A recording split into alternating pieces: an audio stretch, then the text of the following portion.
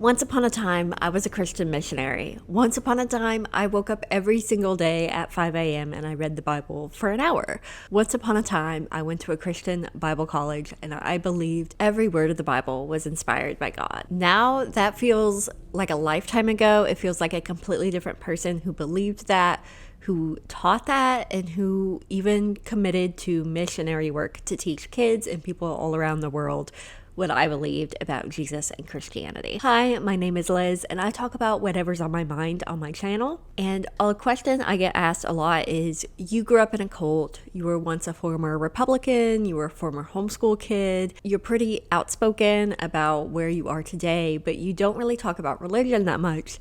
Do you still believe in God? Like, what is your relationship with God? And it has taken me a very long time to want to share that at all, because religion is like a very private matter. But I also think in this day and age, and pretty much throughout the last 30 years of American history and American culture, we have a whole generation of people who are raised to believe that their Christianity was meant to be public and they were supposed to share it with everyone. And I was one of those people. And I think as I deconstructed my faith and as I decided what I believed as an adult, I really moved away from being very public about my Christianity and whether or not I believed in it, because my entire life I had been raised to share it very publicly. I remember as a kid, as a teenager, one of the challenges that was taught to me in church was, if you were to go to court, what could be said to testify against you to prove whether or not you were a Christian? And there's several flaws with that. Number one is nobody's taking you to court for being a Christian, but that was constantly a threat. Like, one day in America, they will round us up for being Christians, and what proof will they have of your faith? And number two, I think faith doesn't need to be necessarily public. And I think scaring a teenager that they have to perform their faith in such a way at 13 or 14 years old that they could be accused of being a Christian in court is kind of weird. So it took me a long time to reconcile how I was taught to be public with what I believed and what I didn't believe growing up to where I am today. And I thought I would share that journey. And for some reason, it's like harder to talk about the journey of like leaving Christianity and like knowing what I believe than it is to just be like, hey, I'm not a Republican. I don't know. For some reason it's harder, because faith is such a thing that changes and moves. I think faith is not like values. Values don't change. Like, how you treat other people doesn't change. But your like faith about spirituality and God and like religion, that can vary, and like in 30 years it may be different than it is today. I think that is like the scariest thing, is like announcing or like speaking on it publicly, and in 3 or 4 years, if it were to change, like how people would react to that change. But I think sharing how I've gotten to this place is like important, because I think we all have a story to tell when it comes to American Christianity and how it's impacted how we view the world, how we view people. And that is my story, is going from cult American Christianity and American evangelicalism to where I am now. Some of my earliest memories were in the church. I was in foster care, and some of my earliest memories were the Baptist church that my great-grandparents took me to. And eventually, when I moved to Texas to live with a family there, some of those memories are heavily involved in the Assemblies of God church that they went to. And I don't remember like being a believer. I wanted to be right with God because that was so highly spoken of, but I didn't really care about like religion. I didn't care if I believed that this or that. I just wanted to be like happy. And being right with God meant that you were going to be happy. I desperately wanted to learn to speak in tongues when I was at an Assemblies of God church, because everyone around me could speak in tongues and I couldn't. And part of it is I thought like it was supposed to be real. I don't believe speaking in tongues is real even to this day, and I didn't know how to fake it at 8 or 9 years old to get along with everybody, and I couldn't figure out how everybody else was doing it. And now I look back, I think the kids around me were faking it. Like, what 8 and 9-year-old is like speaking in tongues? They're faking it, y'all. But I was desperate to be liked and to be approved by everyone, and I wanted to speak in tongues too. And it just didn't happen. And then I was adopted by a family who is in the Institute in Basic Life Principles, which is a fundamentalist cult. And there's a great documentary about it on Amazon Prime, Shiny Happy People. season 1 basically goes through the Institute and Basic Life Principles cult, and my experience is very similar to a lot of what other people experienced that they shared in the Shiny Happy People documentary. So I highly recommend. I'm not really going to go into like all the culty things in this video. Sorry if that's disappointing, but maybe in another video we can talk more about like how I knew it was a cult, how it impacted me. But this is more about like my journey of faith. And you can have faith while being in a cult. You can have genuine faith that is not necessarily tied to being in the cult. So when I was 10, I went to my parents and I said, I feel convicted of being a sinner and I wanted to get saved.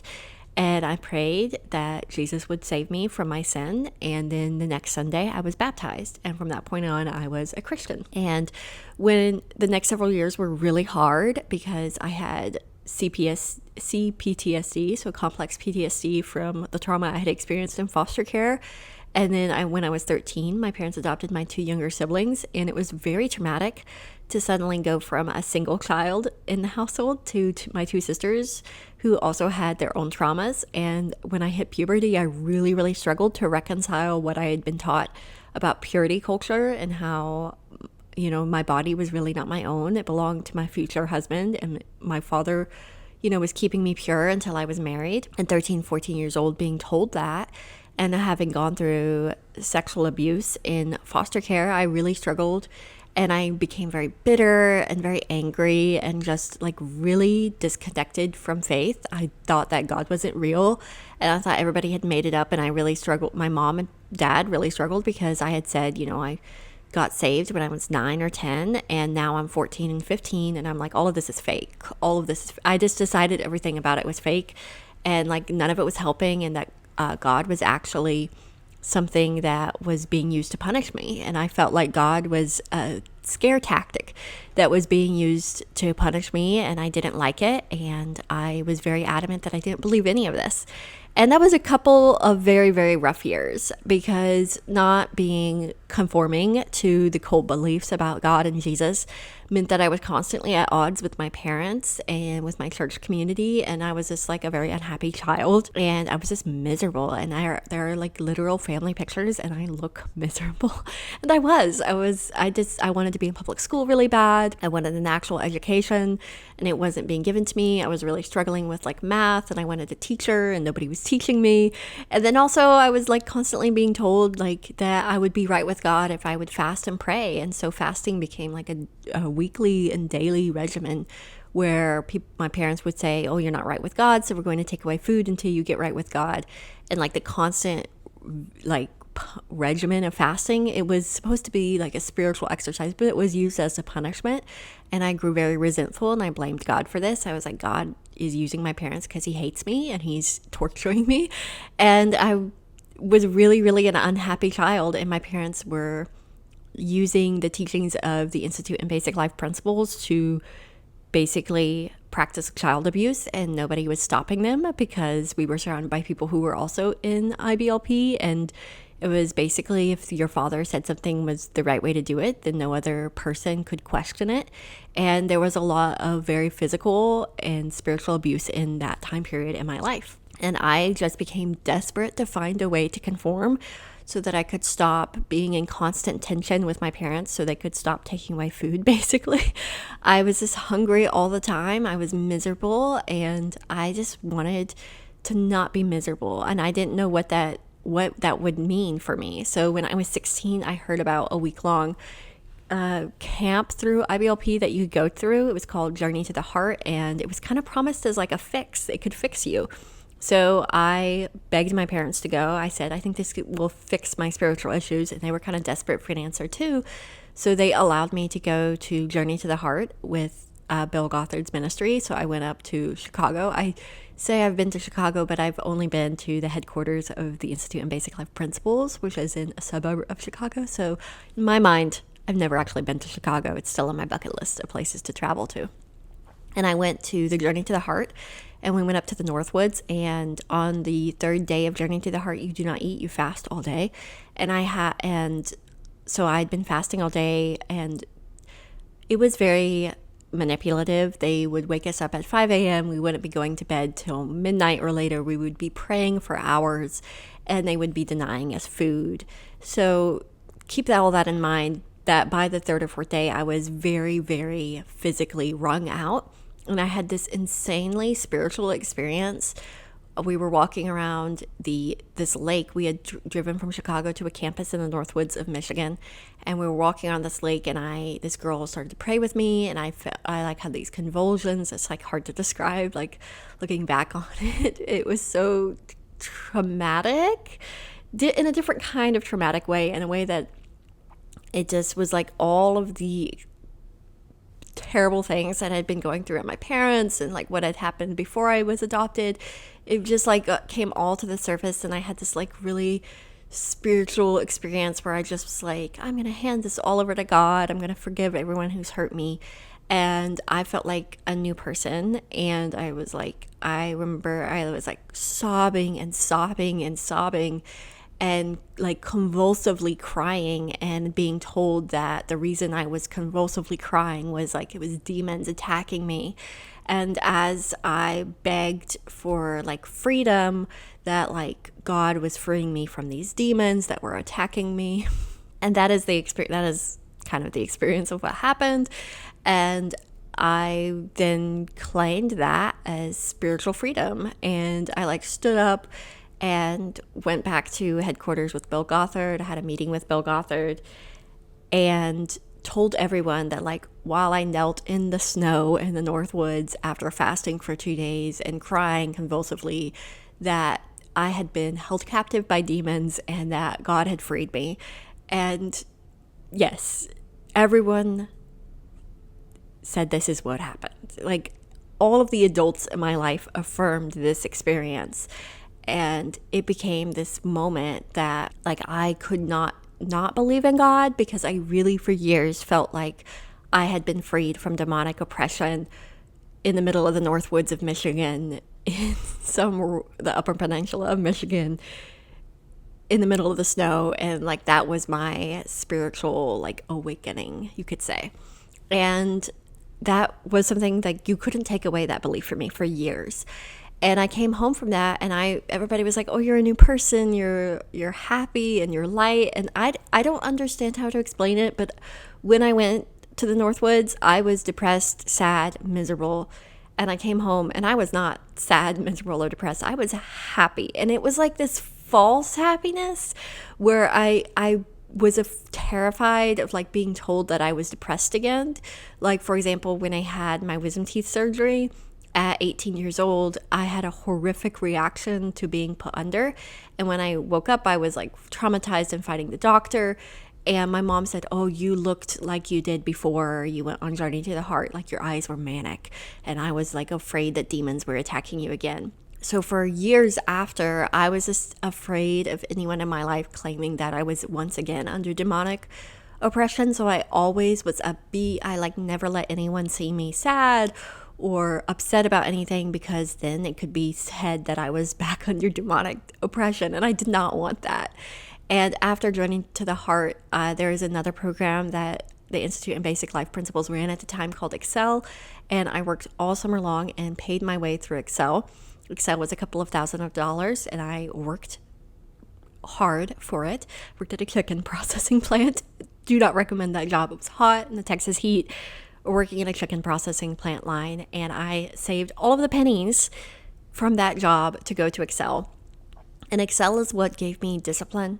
Journey to the Heart is what like made me feel included and welcomed to the cult community. Like I was really initiated, and like people genuinely treated me differently after that. And Excel gave me the disciplines needed to survive. So starting at Excel, I learned how to wake up at 5 a.m. and pray. I learned how to fast and like present it as like public good. I know that sounds super weird. I also learned how to start styling myself in a way. It was still culty styles, but I learned that I look better in knee-length skirts instead of ankle-length skirts. And before then, I had always worn ankle-length skirts. And I also learned how to start using scripture to defend the things that I wanted to do. For example, knee-length skirts.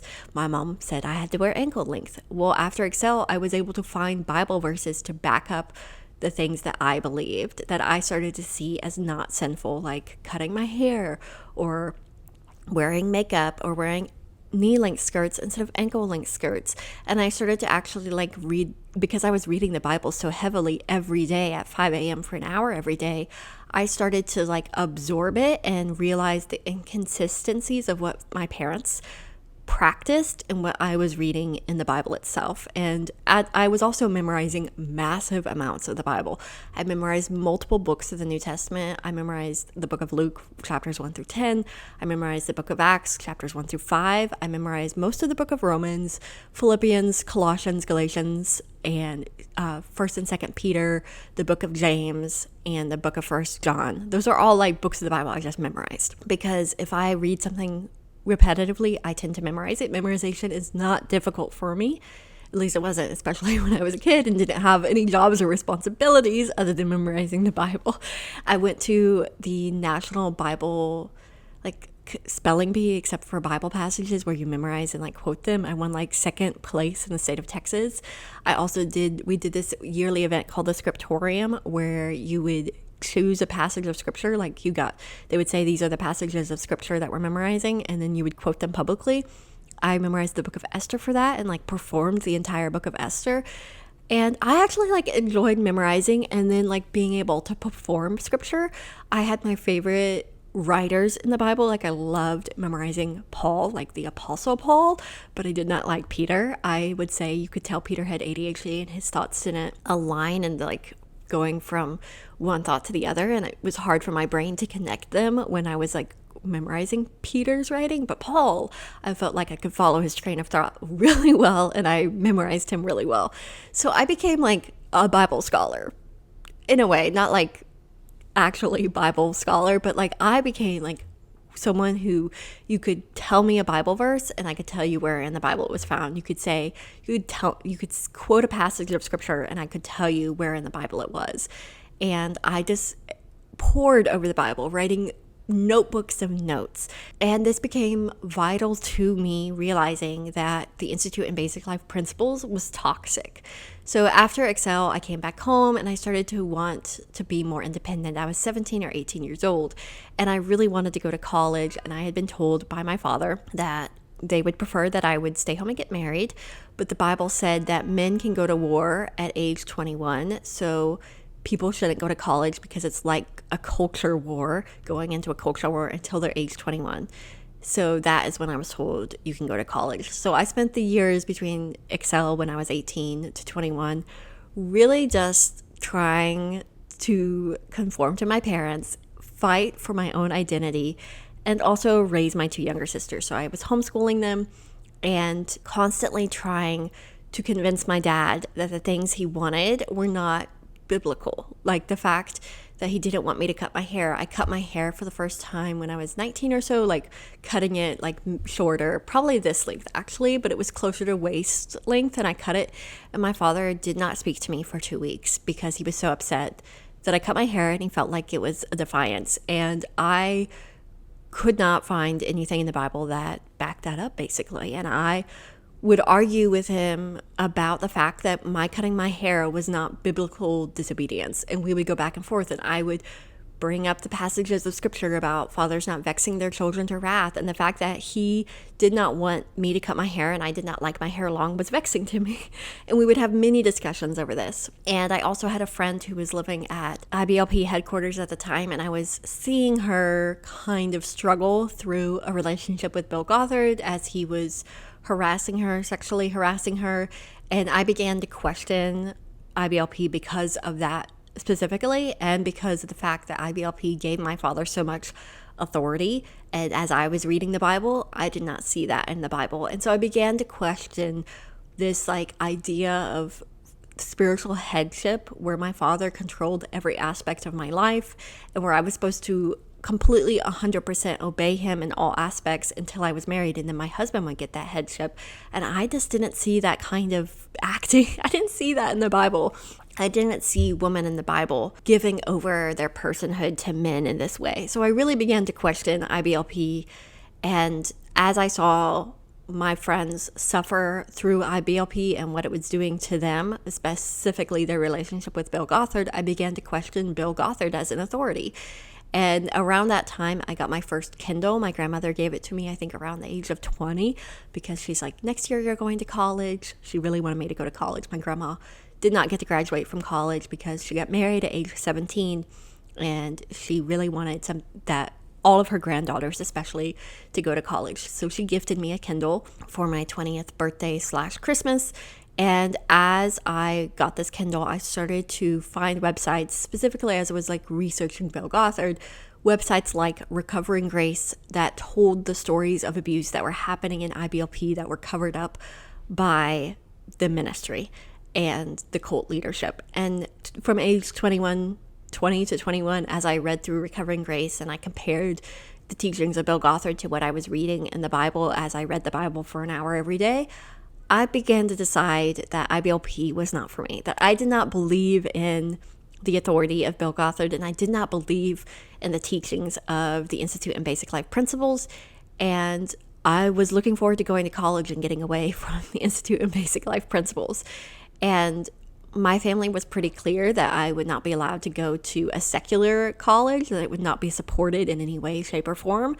So I applied to go, and I was a Christian, so I was really happy to go to a Christian college. So I applied and I was accepted to Bob Jones, very Christian college, and I was very happy to go there. I started at Bob Jones in 2015, but I thought Bob Jones was liberal compared to my parents, and I was super excited because the year before I went to Bob Jones, they allowed female students to wear pants on campus, and that was a big deal for me because my parents did not allow us to wear anything but skirts and dresses. And so I started in August, and I told my roommate I didn't have anything but skirts and dresses, and we went to a Plato's Closet, and I bought my first 2 pair of jeans, and I was thrilled. I felt like so fashionable. They were skinny jeans because it was 2015, so I would never wear them today, but at the time I felt like I was the height of fashion. I had a long way to go, but I thought I was pretty fashionable. When I started at Bob Jones, I had spent the previous 2 summers teaching with Child Evangelism Fellowship, which was a summer program where I worked as a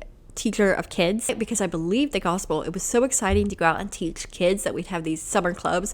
We taught 3 clubs a day in the summer around where I live in Texas. And that just helped me like reinforce what I believed, that I didn't believe in like wearing dresses, and I didn't believe in not wearing makeup, and I didn't believe in like, you know, all these rules, that I believed in the gospel plain and simple. And like if I could teach it to a child and a child believed it, amazing. I did that 2 summers before I went to college. And then the summer before I went to college, the summer before I enrolled, I worked at a Christian deaf and youth ministry in Apache Creek, New Mexico. And that summer was one of the hardest summers of my life because the camp was borderline abusive. We did not have good food. It was terrible. The camp was broke. I think they paid me for the entire summer, like full 12 weeks of work, $500 scholarship. That was what I received for the 12 weeks I worked there. And the food was rancid. So they didn't have the money to buy food. So we got food that was donated that the New Mexico Food Bank could no longer hand out because it was expired. So they gave it to the camp. And so we ate expired food all summer, which means that I barely ate. I would eat like a bite or 2 and then I could not stomach the like rancid Twinkies that they were feeding us. And I'm not joking. They were literally rancid Twinkies for breakfast. It was the worst. That summer, really, I was confronted with the belief in Jesus because you are afraid. So there was a couple of preachers that would preach at the children, and they would preach torment and hellfire to these kids. And they would be like, if you don't believe in Jesus, you're going to go to hell. And they would just like rant and rave at these children. And these kids would come to me terrified, and they're like, I want to believe in Jesus because I'm terrified of what the preacher preached about hell. That was so upsetting to me because I felt like a relationship with Jesus, the belief in Jesus was a relationship, and you would believe in Jesus because you loved him, because he gave his life for you on the cross, because he rose from the dead, and because he offers to you a relationship to save you from the world, basically. And when you tell a 9-year-old, like, you're going to suffer eternal torment, and you scare them into that belief, then that belief is not real. That they won't, like, one day they won't believe, like, it'll be very easy to one day not believe in hell. And they won't have a relationship with Jesus. It's like forced proximity to Jesus because you're trying to get away from terror. And I came away from that camp really firmly believing that while hell is real, I do not believe that it is right to scare people into a relationship with Jesus because it's not a real relationship. And that became a source of tension between me and a lot of like my Baptist friends. And my dad is a pretty firm Baptist. And I realized like a lot of Baptists preached salvation as a form of terror. Like, you are afraid of hell, so you will believe in Jesus. And so when I started college and I started looking around for churches, I did not want to go to a Baptist church because I didn't want the fire and brimstone preaching every Sunday. I thought it was unhealthy, it was out of focus, and it didn't seem to be in line with the narrative of the Bible. Like, when I read about Jesus, he very rarely preached fire and brimstone. A few verses, but not the overall focus of his message. So I started looking for a different kind of church. So I'm going to a Christian college and I joined a congregational church. It was like a mix of people who had left other kinds of backgrounds and wanted something different, basically. And it was very Calvinist. And I did not grow up Calvinist. Calvinism believes that you are predetermined. Everything is predetermined by God. That you have been predetermined to be saved. And honestly, I'm not a good Calvinist. I never was, because I can't explain it. I literally could not care less if things are predetermined by God or not. And the entire time I was in a Calvinist church, my dad is not a Calvinist. I literally was like, I don't care. Like, this is not the point. Like, whether or not things are predetermined is not the point of my belief, and I am not going to argue with people over this. So I'm going to enjoy my Calvinist preacher because I love his preaching, even if I may disagree with the idea of salvation being predetermined. That was me in college, exploring different denomination styles, exploring different forms of Christianity, and feeling more free than I'd ever felt before. My church pastor was someone who read Harry Potter, and that was like life-changing for me. Nobody in my life had ever approved of reading Harry Potter, and here I'm going to a church where the pastor references Harry Potter. I thought that was amazing. The pastor drank alcohol, which was like banned by my father. My dad like refused to take us to restaurants that served alcohol. That's how much of against drinking he was. And then my Calvinist pastor was like, oh, as long as you're not drinking to excess, you're fine. I was like, this is amazing. I love the freedom that this Calvinist congregation is like offering me. When I was at Bob Jones, I wanted to do good things with my summer, and I also didn't want to go back home for the summer and have to worry about like not wearing shorts and pants around my parents, and worrying that my hair was cut too short and my dad would be upset, and like all of those kind of worries. So I signed up to do lots of different things. The very first summer, I worked as Child Evangelism Fellowship Missionary in Philadelphia. It was a very rough summer because Philadelphia was very, very different from Texas and South Carolina. I experienced my very first culture shock in my life living in Philadelphia, and I didn't even realize it was culture shock at the time, but I really struggled to acclimate to the culture of Philadelphia. But I loved working with kids. I loved teaching Bible stories. I loved teaching about Jesus to different kids. And we literally would go like to a random person's house. Well, it wasn't random. They would like invite us into their yard, and we would go around the neighborhood handing out like flyers. And then these random kids from the neighborhood would come, and we'd have an hour-long Bible class with them. We'd have like games and snacks and different things, but it was genuine. It was hard. It was rough. You'd have kids from all over the city of Philadelphia. We were based in Northwest Philadelphia, and Olney Avenue, if you know where that is, in Philly. And it was hot. It was sticky outside. We had neighborhoods that we probably should not have been in. They were not the safest, and we would have to pack up and get out before it got dark. And we had 3 Bible classes a day, so 3 Bible clubs a day, all summer long. It was exhausting. The next summer, I really liked my time in Philly, but it was very exhausting, so I didn't necessarily want to do that again. So the next summer, I heard about an opportunity to go to China and teach English. It was basically a missions trip, but you're not allowed to be a missionary in China, so we were like, we're going to teach English and also tell people about Jesus. And I was very excited for that. And this whole time, like at this point in my life, I am not questioning religion at all.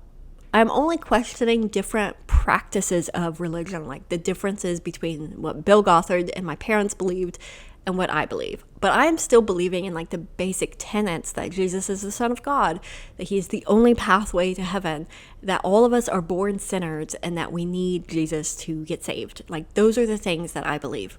So I show up in China and I loved China. I read a book on preparing for culture shock before I went to China. And as I'm reading that book, I was like, oh my gosh, this is what I experienced in Philadelphia. This is why I struggled so badly in Philly and felt so anxious and like literally sick all summer long.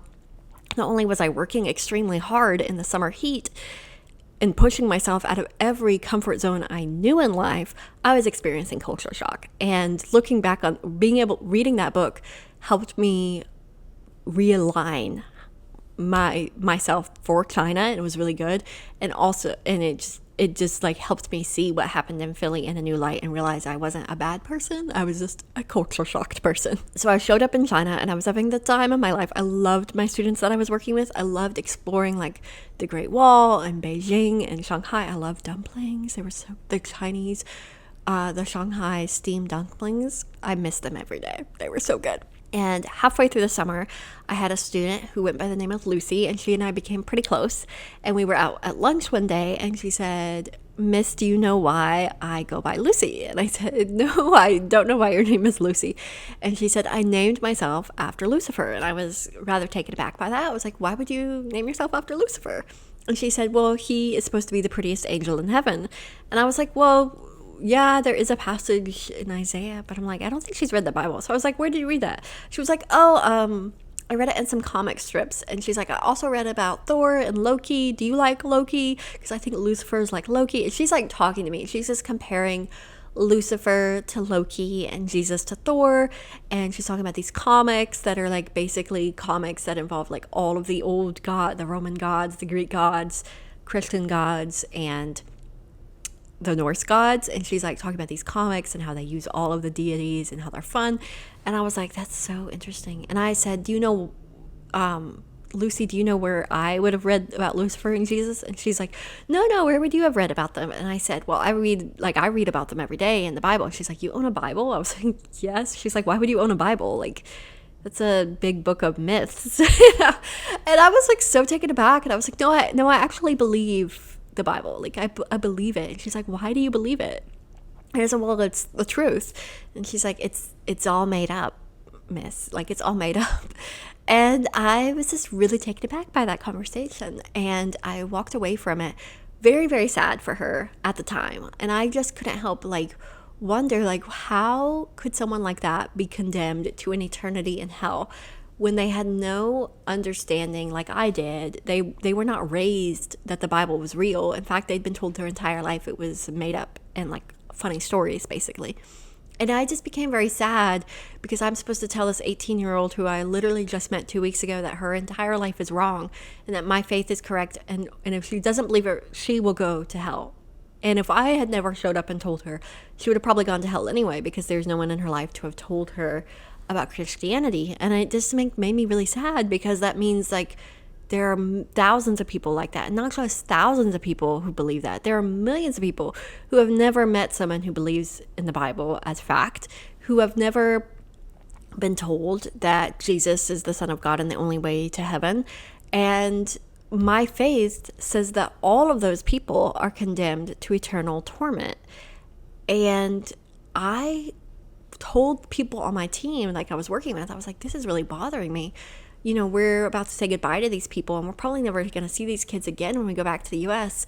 And we're just supposed to be okay with that, okay with believing that all of these people are going to hell and like going to be punished forever because they don't believe the same thing as us, and they haven't been given the same opportunity and the same cultural background to even begin to think this is the truth about life. And my group was like, oh, you just have to trust that, you know, God's plan is best, and that someone else will come along and they'll continue to tell them about Jesus, and one day they will believe in Jesus. And the people who lived in China said, oh yeah, you know, on average it takes 7 years for a Chinese person to go hear that someone believes the Bible is true to actually like convert to Christianity. And I was like, 7 years, and there's like 1 billion people in China. Like, that's just overwhelming and sad. Like, if you believe all of those people are destined for eternal torment, how can you just be like, let's go to Disney Shanghai and hang out? Like, you're surrounded by people who are destined for eternal torment, and you're just like, oh yeah, it's gonna take 7 years, and they probably won't ever believe this because like their entire life they've been told like Christianity is like fake and there is no God. So I came back to the United States from that, and I was really, really troubled. I couldn't reconcile it. I was not at peace with the idea that someone was going to suffer for eternity because they were never given the opportunity to believe in Jesus. And it wasn't just Lucy, it was millions of people throughout all of history. And I just couldn't let it go. I would go to chapel because we had chapel every single day at Bob Jones. And whenever hell was brought up, I was like, do they know? Like, they're saying most everyone who's ever been born is going to hell. Like this, like we're the privileged few to have been born in a country where Christianity is the predominant religion, and to believe this. Like everyone else, like how can we be so casual about stating that hell is real? And at this time, if you've watched my video on how I left the Republican Party, I was also leaving the Republican Party at the time, and because of that, I was seeking out other voices. I was seeking out progressive Christians who were not Republicans. And what's wild to me is there's very few evangelicals who are not Republicans, but there are plenty of people who are Christians who are not evangelicals who are not Republicans. So I found voices like Rachel Held Evans, such an important voice as I was going through this. And I started reading the writings of progressive faith leaders who did not believe in hell. And I started to try to reconcile a belief in Jesus without a belief in hell. And I had never been comfortable with telling people, you must believe in Jesus because of hell. So it was kind of actually natural for me to like align myself with more progressive people. It was so freeing. And I still wanted Christianity. I still wanted Jesus desperately. But I started to not believe in the absolute depravity of man and hell, which is like a very important part of Calvinism because I was going to a Calvinist church. So the year after I got back from China, in the 2017-2018, I taught Sunday school once a month in my Calvinist congregational church. And each week they did a different focus for children. So 1 week it was on God the Creator. 1 week it was on Jesus the Son. The third week it was on you as the sinner and how much you need God because you are born depraved. And the fourth week, it was on what a new life in Christ meant. And I was the third week. That was just the assignment that was given to me. So every third Sunday of the month, I was down in the children's church teaching 3 to 5 year olds that they were born depraved and destined for hell. And for a person who had just come back from China, really troubled by a belief in hell, teaching children 3 years old that they were born depraved really, really got to me. It really bothered me. Telling a 3-year-old that there is nothing you can do, you were born this way, and you were born separated from God, depraved, absolutely a sinner, and God knew that you would be born this way, and God allowed you to be born depraved so that one day you would choose Him, slowly began to sound to me like an abusive relationship. It began to sound like God created people to torture them with their absolute depravity in order that He would force them into a relationship with Him. And I began to walk away from those services thinking, after I'd worked with these 3 to 5 year olds, if anyone said this about any other relationship, it would be considered abusive. Because I remember as a kid, my mom would leave a chocolate bar on the counter. And one of my sisters or I would take the chocolate bar and eat it. And my mom would say, ha ha, I knew you were going to steal. So I left it out there for you to steal because I knew you were bad and that you weren't repentant from stealing. And you would take this chocolate bar if I left it on the counter. And then I remembered that as a kid, that felt so unfair. And now I'm teaching these children that God is basically doing the same thing. And it really, really bothered me. So that was the entire year of 2018. 12 months, 12 different Sundays that I was teaching that. And I graduated in 2019. So I did that 2018 into the spring of 2019 before I graduated. And because I'd signed up to be a Bible school teacher or do Sunday school for a year, I didn't opt out of it because I felt there was an obligation to continue teaching, even though by spring of 2019, I did not believe in the absolute depravity of man. And I was more and more, I might not be a Calvinist, and not just not a Calvinist, I might not be any of this. And even though I loved my church and I found my pastor's preaching so refreshing and the worship with these people so refreshing, like going to church and singing and praying together, I always walked away feeling so rejuvenated and renewed. But I began to think, maybe it's like just being around these people. Maybe it's not the beliefs that are giving me this rejuvenation. And so I graduated in May of 2019, taught my last Sunday in April, and told the leadership, hey, I'm not going to be living here anymore, so I'm no longer able to teach these kids lessons. And they were like, okay, that's great. And then I went, and after graduation, I went down to Disney. And I went to a couple of different churches around Disney. But of course, I worked a lot of Sundays. And it was really nice to not be in church. It was just like a nice mental break. And I began to make friends. My entire life, I had literally only had friends who were also Christian. So at Disney, I avoided, like, I got invited to like Bible studies on the hub, and like my roommates were Christians. They invited me to church, and because I had a car and they didn't, I drove them to church. But I also sought out friendships that were not Christian, and it was so refreshing. I would talk to my friends who weren't raised like I was, and I would mention the fears I had of leaving God or religion, and they were like, well, we've never thought about that before. And I was like, it must be so nice to not be afraid of leaving your church, to not be afraid of like everyday life without Jesus. And at the same time, I was listening to a lot of progressive Christian podcasts and really appreciating like progressive Christianity and how accepting and welcoming it was of all people, especially LGBTQ people, because I had really started to feel in 2019 that I was queer,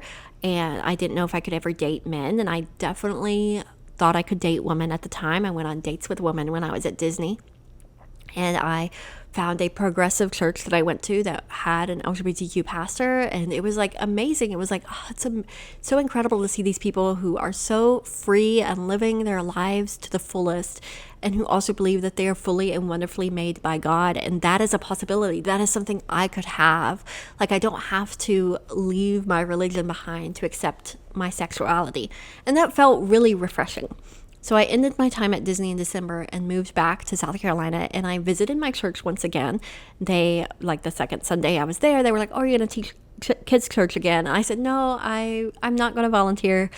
And they were like, oh, okay. And by the third Sunday, I knew that I didn't believe any of this, that I was sitting in the services listening to my pastor talk about the depravity of man and how Jesus is the only answer to the world's depravity and all of that. And I thought, I don't believe in any of this. And I don't think being LGBTQ is a sin. And I love these people. They've become like a family to me. You know, when I came back from Disney, I walked into church and multiple people came up to me and were like, welcome home. Like, it's so good to see you. I appreciated the thoughtfulness and the love that went into that and how welcoming they were, but I realized it was based in like a faith that I did not have anymore.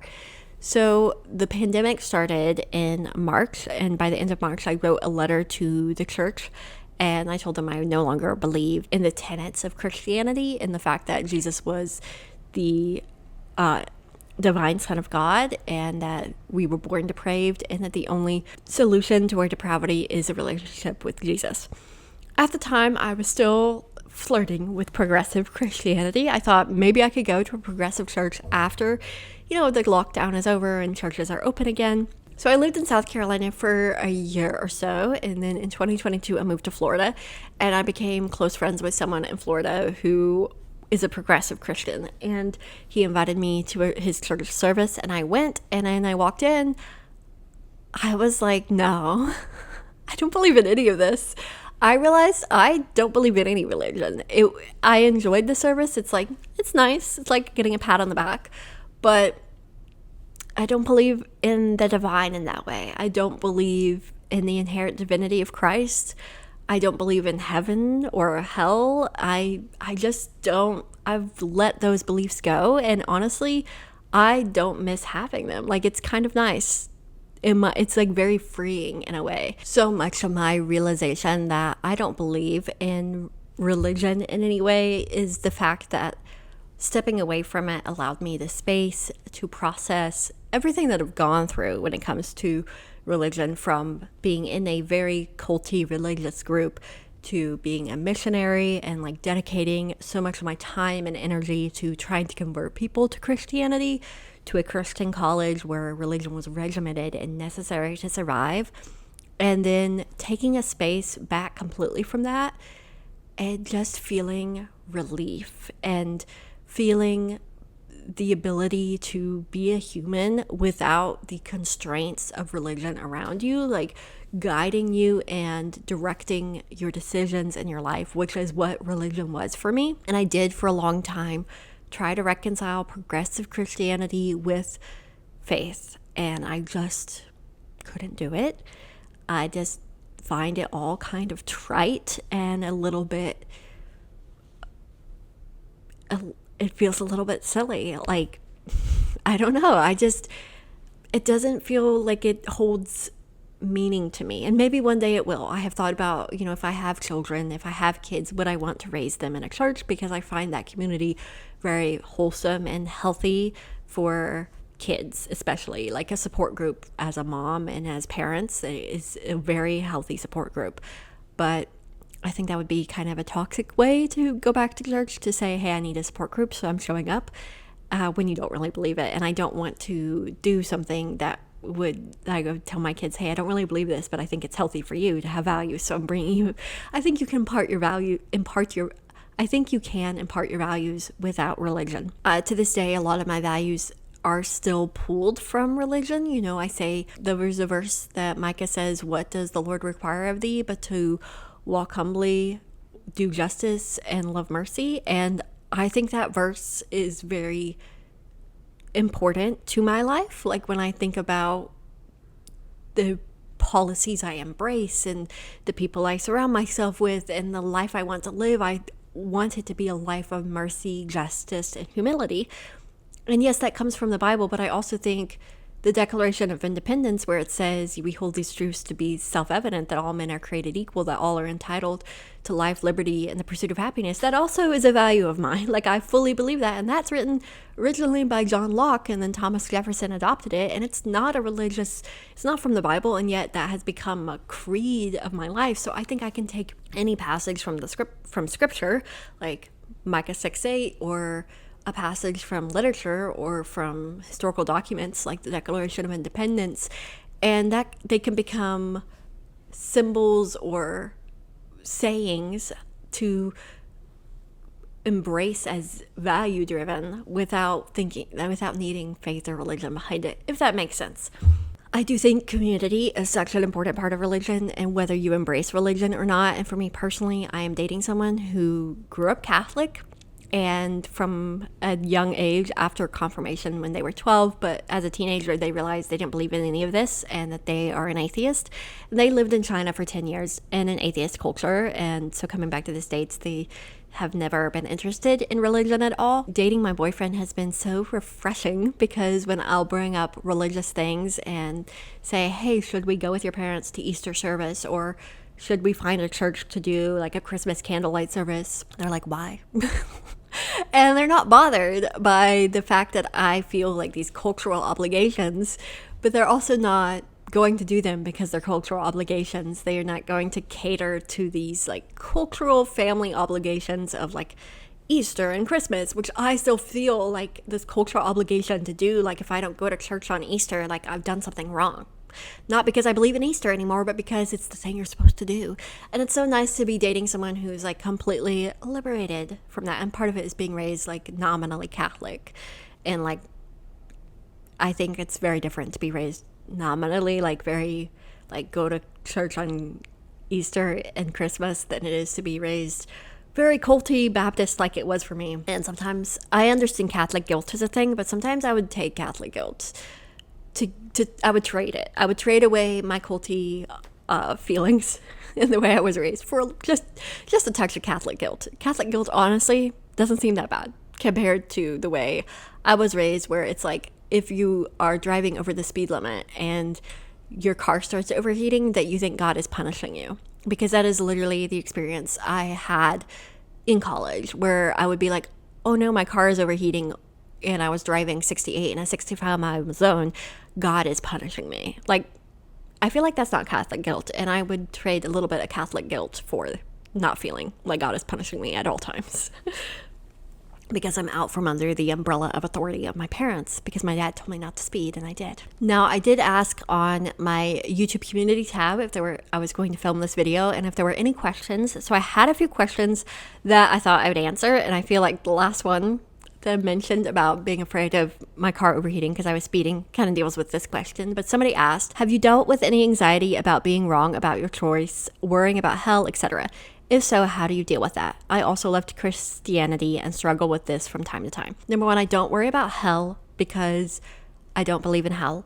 And that was like the very first part of my Christianity to go, was a belief in hell. So I don't worry about that. I do have this like intrinsic fear of cosmic karma, where it's like, oh, I lost my job because God is mad at me, or my tire blew out because God is mad at me. And I have to do this thing where I stop myself from trying to bargain with God all the time, where I'm like, God, if you give me this job interview, I'll go back to church. Or if you do this for me, I'll like pray today, even though I haven't prayed in months. And it is this like intrinsic need to like try to make things right with God to make my life better. And I remember recently I went through a hard time when I was recently laid off, and it was such a relief to me a few days after I was laid off that I realized that I hadn't been like, oh God, please help me find a job. Like, I hadn't turned to like deity to help me, and I felt like that was a very rejuvenating. It was very good. I felt like I had gone a long way, because for years, if anything went wrong, if I was like in the hospital or like had an injury or something was wrong with my dog, I would like be internally begging God to not punish me, because I was certain that this was all going wrong because God was mad at me. And it was more like I didn't believe that, but it was an internal thing that I had been taught my entire life, that if you were out from under the umbrella of protection, if you weren't right with God, that you would be attacked and God would allow it. And so because I was taught that for years, I would have this anxiety whenever anything in my life went wrong that God was punishing me. So that is the number one anxiety I've dealt with. It has just been a slow process of when that anxiety flares up to stop myself going, you don't believe in that, you don't need to worry about it. Or to notice when I don't have that anxiety flare up and to kind of just mentally let out a breath, like, Liz, you've made it. You're no longer afraid of cosmic karma. How has leaving Christianity affected your relationships with family and friends who are still believers? I did lose a lot of friends when I left the church. I had a friend, I sat down and told her that I was queer and that I was leaving the church, and her response was, well, how do you even live every day? Like, what's your purpose in life? If you don't have Christianity, don't you feel like your life is pointless? And I realized after that conversation that I really had nothing in common with this person. That if they thought that my life was only meaningful because of my faith, then they really didn't value me as a person and like what I did with my day-to-day life. And like, they're a nice person. It's just we don't really have anything in common. Other friendships I have maintained, and it's people who see me as a person, not just a religious follower. And I really appreciate those friendships. I have a friend who is literally a missionary in a North African country, and we are really good friends. Like, we talk on WhatsApp a lot. She is constantly checking in on me, asking how I'm doing, asking me about my boyfriend and my dog. She sends me pictures of her kids, and I send her pictures of my dog. That's the stage of life we're in. I have dogs. I have a dog. She has 3 kids, you know. And part of it is we don't try to force each other. I don't try to be like, oh, you know, you shouldn't be a missionary, or you shouldn't believe in Christianity, or you shouldn't have gotten married and had 3 kids before the age of 25. Like, I'm not trying to force my beliefs on her, and she's not doing the same to me. You know, when I came out as queer, she was like, oh, if you have a girlfriend, I would love to meet her. You know, she has always been so like loving in true, like, not trying to force me to believe like she does.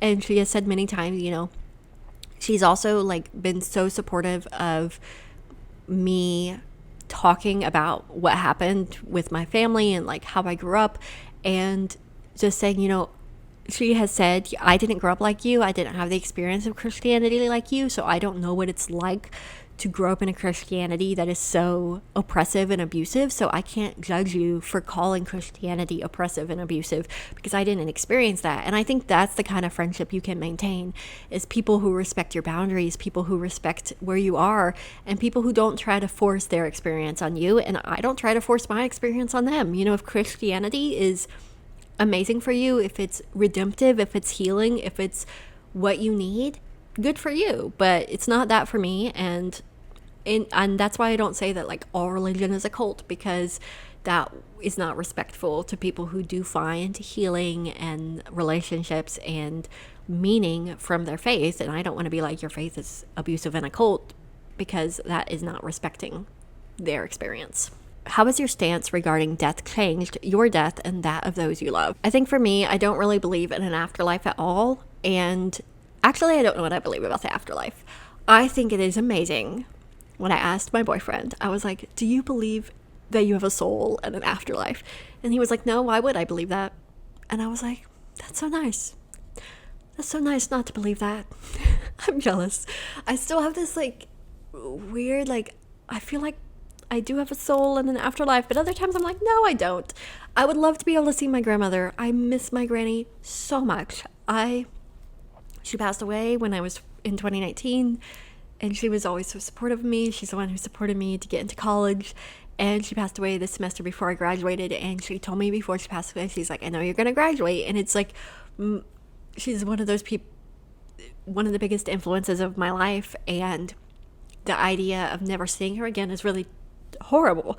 Like, I really do grieve her death and miss her so much. So I would love to believe in an afterlife if it meant I could see my granny again. But also, it's okay if there's not an afterlife. Like, it doesn't really matter to me one way or the other. Yes, I want to see my grandmother again. But if I pass away, I'm not going to know that I'm not seeing her again. Like, whether or not there's an afterlife, if I die and there's not an afterlife, I won't care. I'll be dead. So I feel like the idea and belief in an afterlife is for us on earth. Like, I don't think it's for you if that makes sense. It's like a way we cope with grief more than it is an actual thing that's gonna happen. And I'm okay with that. Someone asked, can you relate to people who were never religious? I think I can, because I'm like, not to brag, but I think I'm pretty empathetic, and I have a lot of friends who were never religious.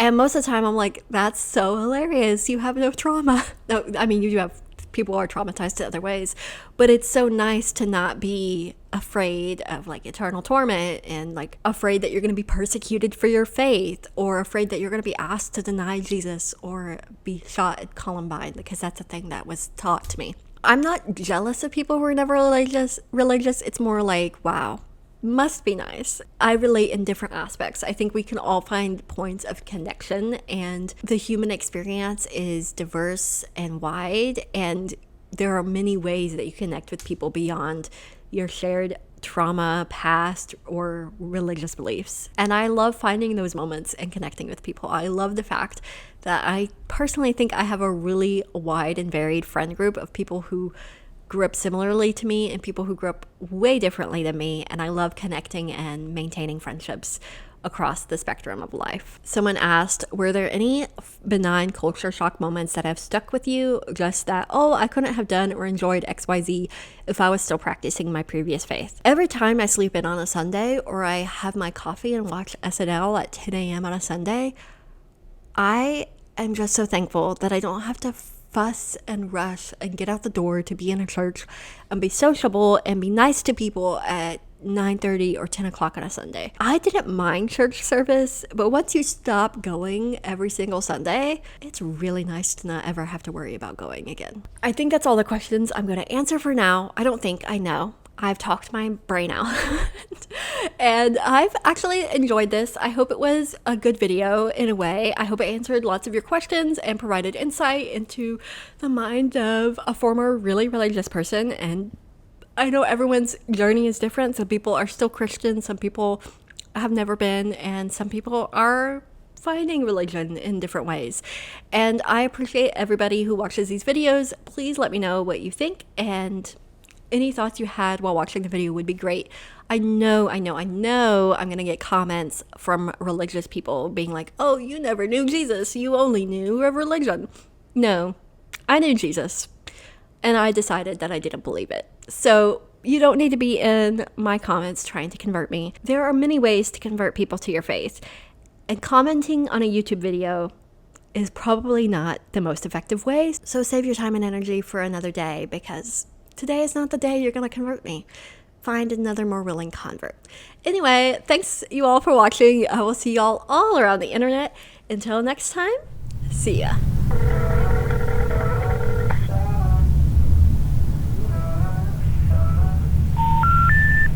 We're sorry. You have reached a number that has been disconnected or is no longer in service.